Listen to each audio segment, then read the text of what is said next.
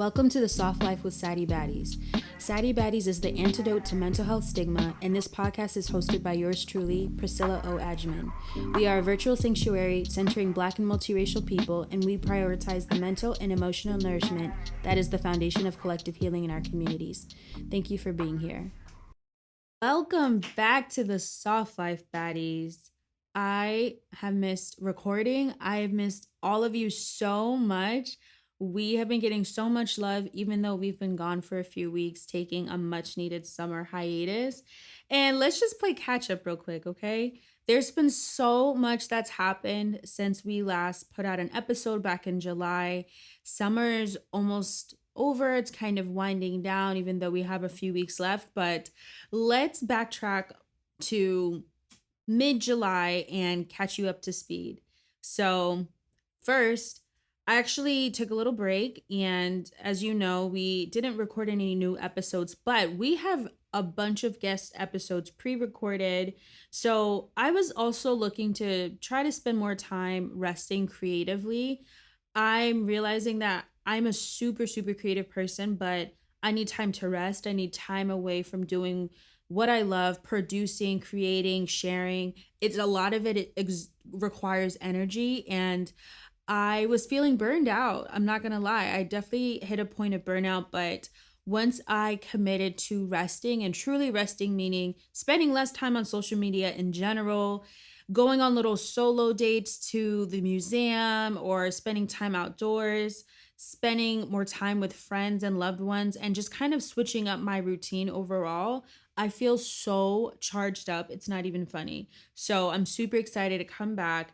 And in case you missed it, I don't even know where to start. Okay, let's start with personal. So on a personal note, I was actually inducted into the Delta Omega Honorary Society in Public Health over the summer at my alma mater, the Icahn School of Medicine at Mount Sinai. And it was such an amazing experience for me to come back to my graduate school and share, what I've been up to. I have such a non-linear and non-traditional path in my career, and just being amongst my peers and recent graduates and encouraging them to just stick to what their heart is telling them to do and not feel like they have to stick into this cookie cutter box. So that was definitely a highlight of the summer. I also went to Mexico to celebrate my amazing fiance's birthday. So we really enjoyed that little time away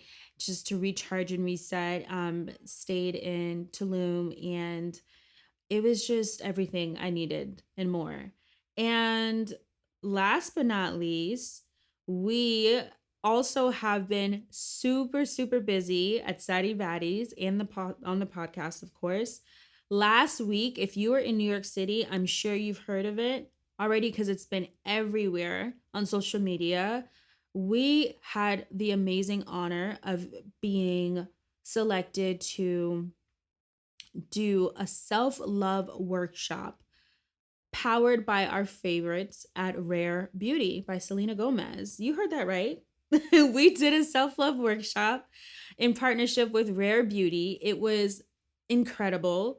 And it was such an amazing, and that whole weekend was beautiful. So Envision Festival, if you're not familiar, was actually founded by media personality Laura Stiles, who's on Hot 97 radio channel, and Sharifa Murdoch, who is such an amazing and incredible businesswoman. She does a lot of work in community impact. She is the community impact chief at Kith, the brand, the clothing brand. And both of them are incredible women. I am blown away by all of the beautiful energy that was in the room. We had Adidas sponsors, Cash App, Rare Beauty, Canon was taking folks headshots. It was such a vibe. It was great. And I'm so happy that Saddie Baddies was a part of it. Of course, super grateful to Rare Beauty for sponsoring us. And yeah, there's so much more to come. So if you want a little recap, in case you missed it, follow us on social media. Our Instagram, TikTok, we posted little recaps on that weekend. And we actually have another event in person next weekend, or actually during the week on September 6th in the evening from 6 to 8 p.m. We are partnering with the Black Google Network in New York City, and we are hosting another wellness workshop called Finding Soft Spaces Within. So, this wellness workshop is all about creating and cultivating culturally relevant wellness practices for us, by us, and it's going to be a very intimate and cozy evening. I just actually checked out the venue yesterday in person, and as you can hear in my voice, I'm stoked. I'm so excited. I love in-person events. This is really what I love to do when it comes to community building. Nothing beats in-person events. So definitely keep, if you're not already in the loop, if you're not already following us on social media, or subscribe to our newsletter, a part of our Geneva home, I want you to be the first to know when all of this happens, because sometimes, events happen and people have FOMO, fear of missing out, and then they're like, oh, I didn't know this was happening. I'm like, girl, get on your Zoom and tap in. So, okay, one more announcement, y'all. Drum roll, please. Da, da, da, da, da, da, da. We have officially launched our first digital product.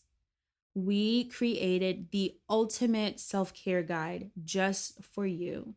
This self-care guide was a meditative practice. It took over 2 years of writing and editing and producing, and we have finally produced our first product. And this product contains over 60 pages of original content. So this product has over 60 pages of in-depth topics such as healing your inner child, forgiveness, accountability, self-love, manifestation, and more.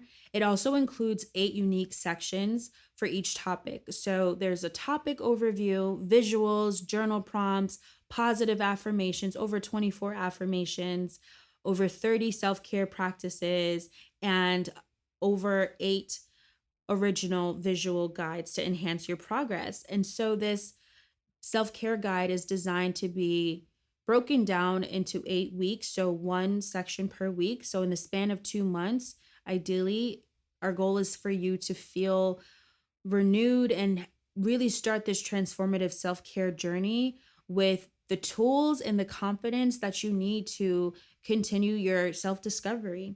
So we are so, so, so excited to share this with you, this offering, our very first product, our very first offering. And in the self-care guide, we also have included an appendix, which has goal setting templates, habit trackers, morning and night routine guides, and of course, QR codes, which direct you to all of our dope digital offerings, such as our playlist, the podcast, of course, and social media channels. So this self-care guide is really perfect for college students, young adults who are super busy, really folks who are bombarded with the self-care content online, but somehow still don't know where to start. So you might, see a lot of content about self-care and, doing this practice and doing this, trying out this product, but this guide is supposed to be the most comprehensive version of that, so that you're covering so many different bases, but you're still getting practical tips and actual step-by-step practices that you can incorporate into your day-to-day. And I encourage folks who really want to just deepen their self-discovery and self-awareness through these simple and practical steps. And if you just want to skip the fluff and get right to it, this is for you. So our guide is available on our website. You can go to www.saddiebaddies.com and it will be available under our shop and you can purchase that. So tell a friend to tell a friend. Our Journey to Self-Love Self-Care Guide is now live. Okay, now let's get into the episode today. So today's episode is about overcoming analysis paralysis and overthinking. So when I realized that I've also dealt with analysis paralysis many times, I figured this would be the perfect way to jumpstart this new season. We're heading into fall. We're in Virgo season. It's back to school season. So, what better time to really address feeling stuck than in this moment? So, what is analysis paralysis? It is a term that's used to describe how we feel when we're bombarded by choice, which actually makes us not make any decisions at all. It's similar to having decision fatigue if you're someone, especially if you're a leader or even a business owner, a parent, a sibling, whatever the case is. If you have a lot of responsibilities and you are the point person that has to make those decisions, it can be exhausting, and having decision fatigue can make you just not want to actually think about what choices you're making. Analysis paralysis is feeling so overwhelmed by choice that you're not making any decisions at all. And the root cause of this is actually fear sometimes, or even anxiety about future outcomes. So if we are hyper focused on the circumstances of our decisions, big or small, it can leave us in this really almost complacent area where we're not making any decisions, or we're just overwhelmed and bombarded by the choices that we have. And it creates this stagnant energy, which sometimes can feel similar to boredom. When you're feeling stagnant, you're feeling stuck, but it's a little bit deeper because the stagnant energy really stems from feelings of procrastination and feeling stuck and uninspired, or just not having the guidance that you need to make the healthy choice or the right choice for you.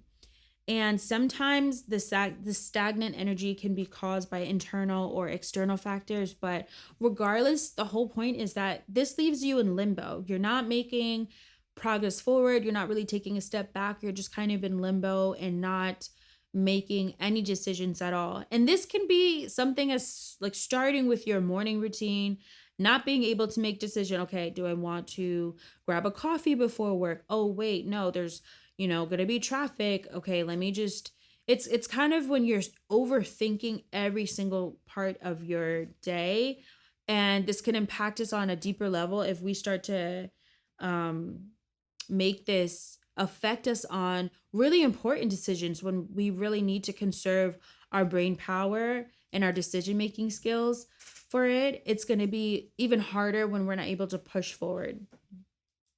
And of course, we all know what overthinking is.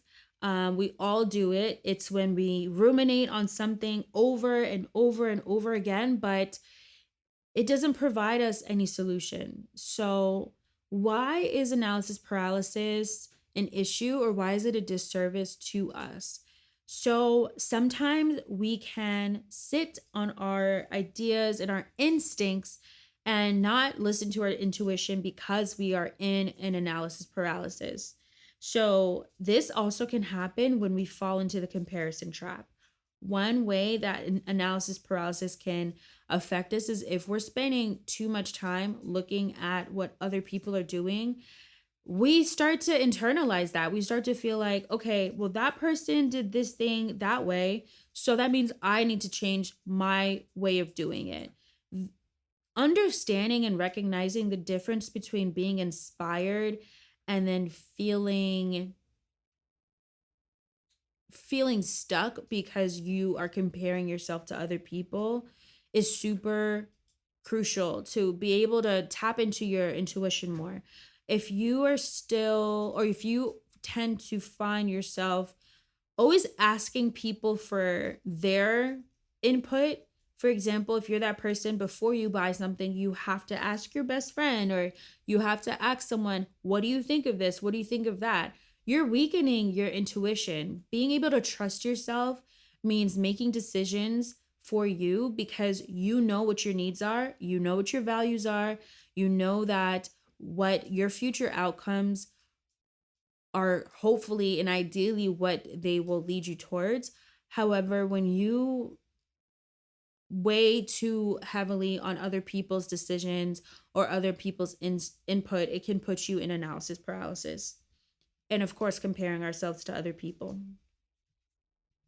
Another way that analysis paralysis can affect us negatively is it causes us to waste a lot of time and energy without using any action at all. So the issue is that when we stay stuck, we are still exerting energy because instead of our energy being poured into action, it's just poured into this limbo and we're overthinking. And think about the times that you have been overthinking a situation or a scenario, how much time and energy you spend on it. It's draining. Overthinking is so draining, and it's easier said than done to just, okay, stop overthinking. But how do you actually stop overthinking? How do you learn to trust yourself?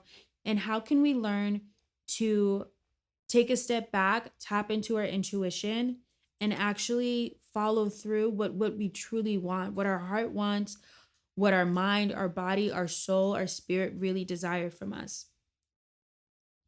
One other way that analysis paralysis affects us is it can really start to affect our performance and our ability to execute effectively. So when you are bombarded with choice or bombarded with too many decisions, sometimes you'll end up making a decision that you know is not even the best case scenario, but because you want to get it over with, you just decide to pick that choice.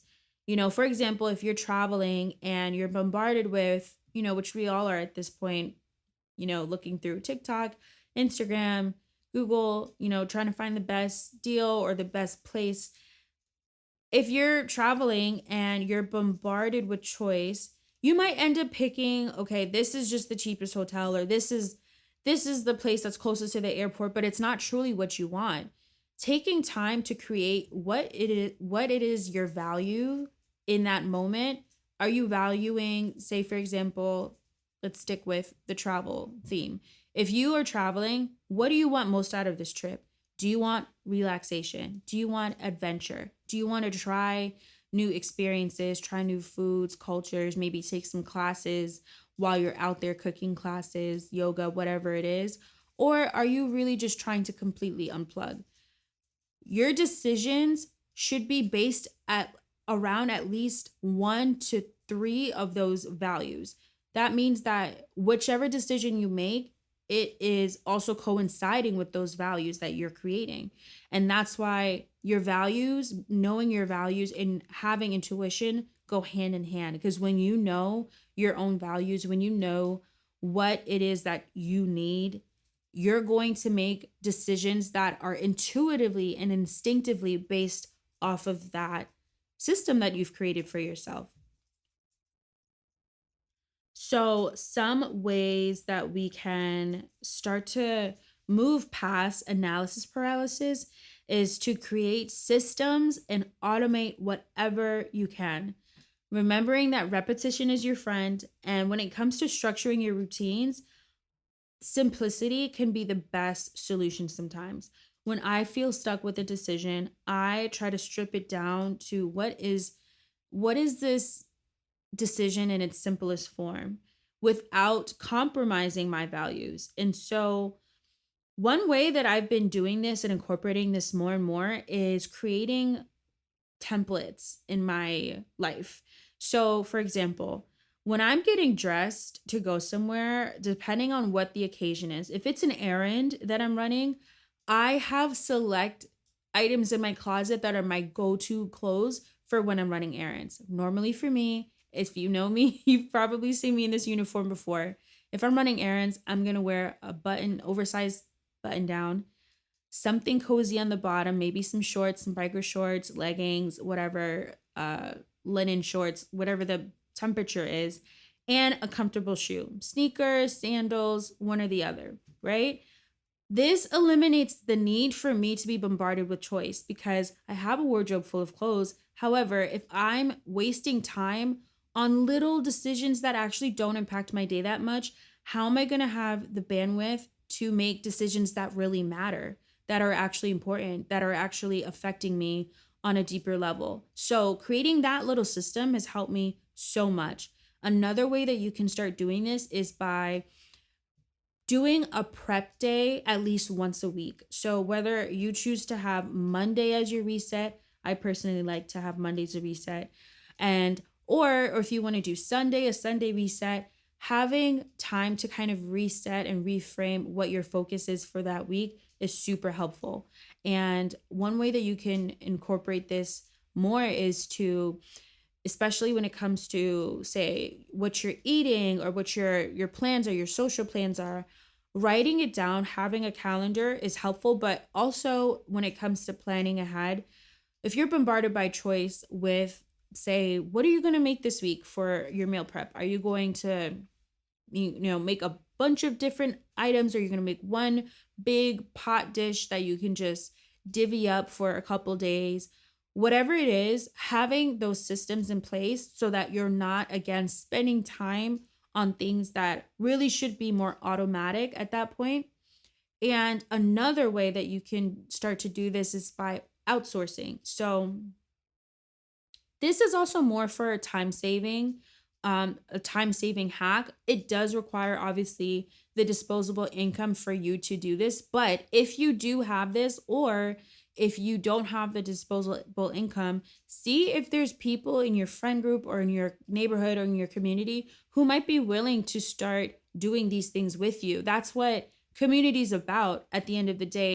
We're not supposed to be in silos as individuals. The whole point of community is for us to be able to lean on each other and help support one another. So finding ways to automate tasks, responsibility, roles, activities that can really help to alleviate some of that pressure and worry and indecisiveness that you're spending so much time on.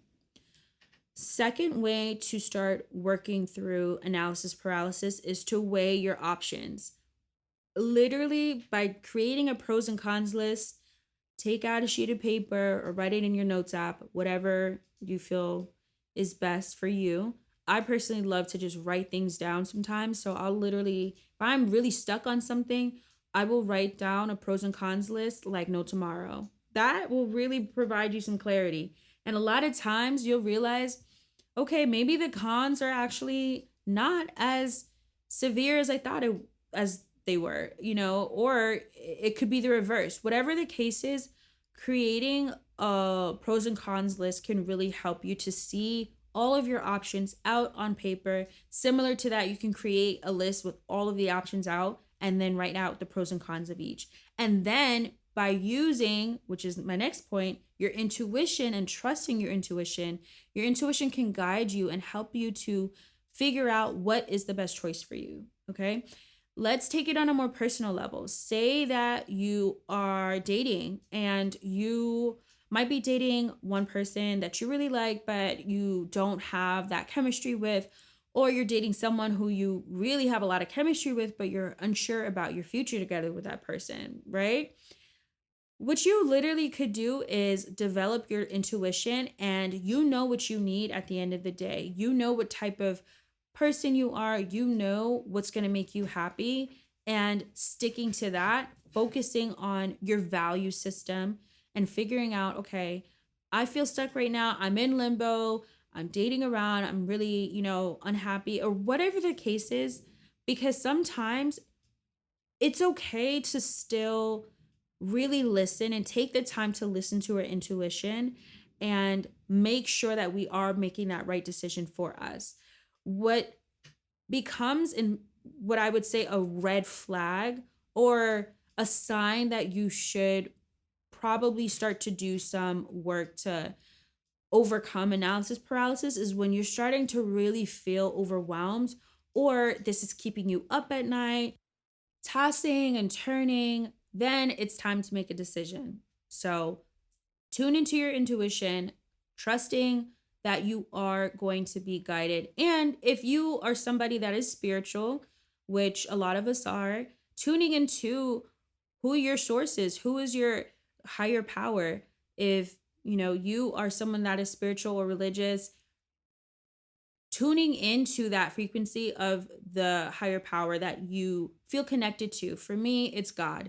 I feel when I'm really stuck or I really feel overwhelmed and unsure, indecisive, I take a moment and I literally ask God, Can you please help me to show me the right decision? Can you help me to remember what it is that's going to be the best for me, even if I can't see it right now? So, whatever that is for you, practicing that and honing in on that is such a great way to feel connected to our intuition and break free from analysis paralysis.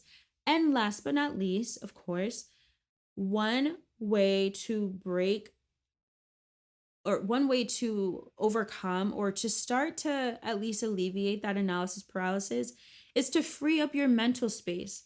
And sometimes the reason why we have analysis paralysis is because we have way too much going on in our heads. We are multitasking. You're answering a Slack email while you're texting your friend, or you're DMing someone while they're sending a TikTok. We're overstimulated a lot of times. And so freeing up your mental space is a great way to calm your mind so that you can actually tap into those depths of your mind that can help you make decisions. One way that I start to free up mental space is by doing something that is requires very little to no thinking. Okay, something that is more intuitively led versus me having to be calculated and analytical and logical and rational. I lean into the softer side, which is very much going with the flow, focusing on being, existing rather than doing and having.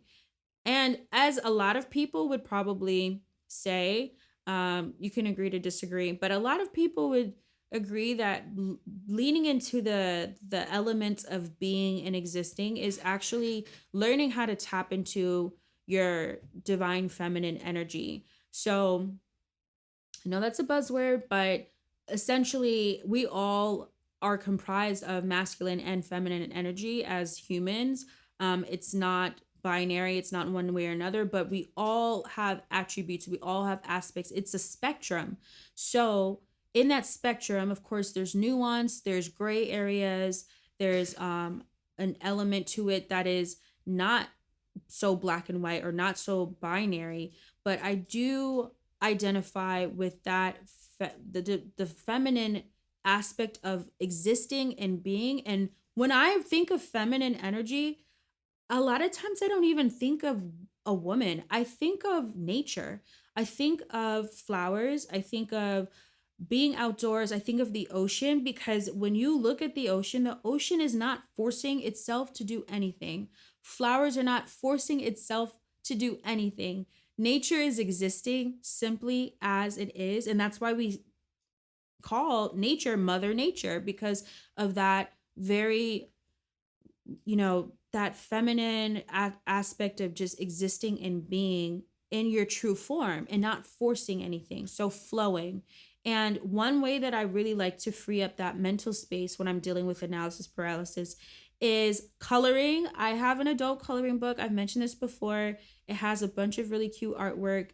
Not so much cartoons and, Rugrats and all that, but it's more so minimalist artwork, abstract. And I will color for like 10-15 minutes, and it's so relaxing because I'm not being asked to do anything. I'm not being asked to make any decisions. I'm just being present and existing in the moment. Another way that I love to free up my mental space is by working out. I've been getting more into weightlifting recently, and what I love about weightlifting is, it's a little bit different, obviously, than cardio or other exercises, but strength training in general really is you listening to your body. You are listening to your body and deciding, okay, this weight feels good for me. Maybe you're going up a couple pounds when it comes to the type of weight you're lifting. And you can tell if you are comfortable or not. If it feels too heavy to lift, if you're not able to actually pick up that dumbbell or that weight, then it's your body telling you, I'm not ready for this yet. But over time, as you can see, people that do practice strength training or weightlifting, over time, they're able to increase the weight that they're using because their body is adapting to it. And so freeing up my mental space by working out, taking a walk, Peloton, Pilates, yoga, strength training, these are all things that I do and love to keep my mental space as open and flowing as possible. Another way to do this obviously is through cooking.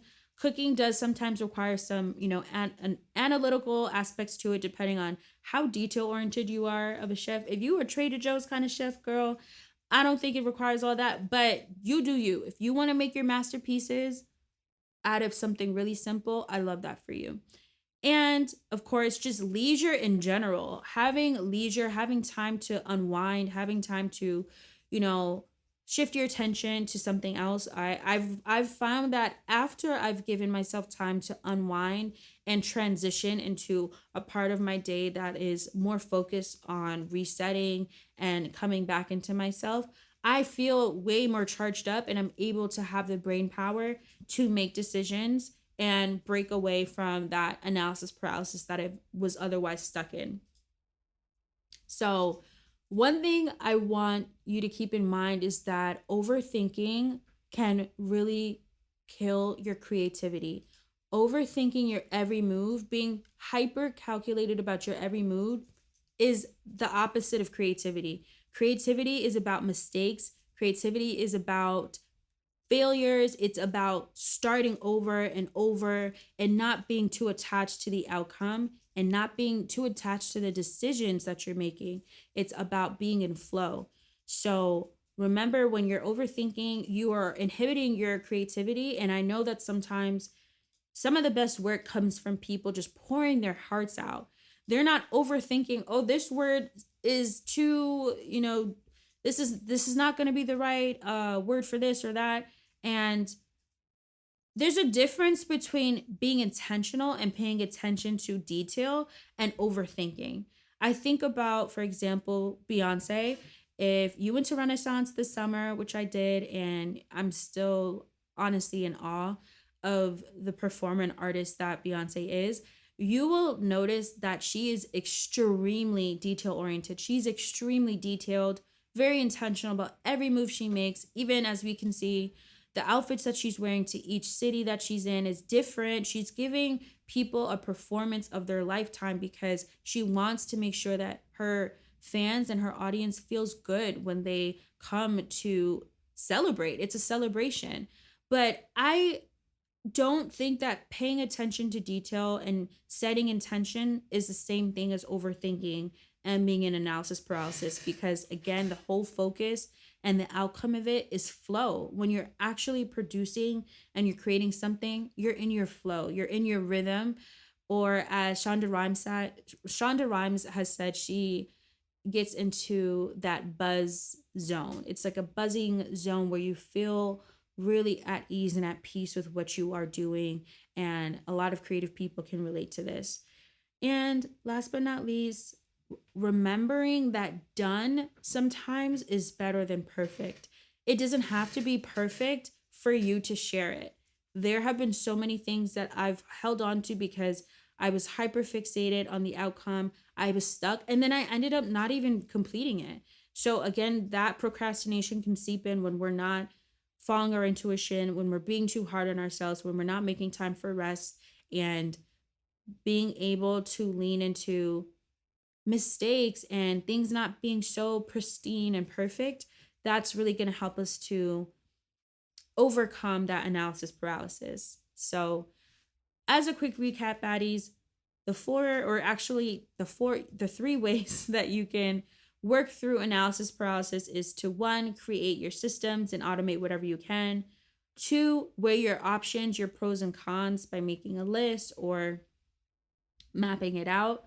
Three, tuning into your intuition and sharpening your intuition, staying connected to your spirituality, your religion, and asking for guidance when you need it. And of course, last but not least, freeing up your mental space and doing activities that don't require so much decision making and analysis. And if you did notice, we have a brand new logo.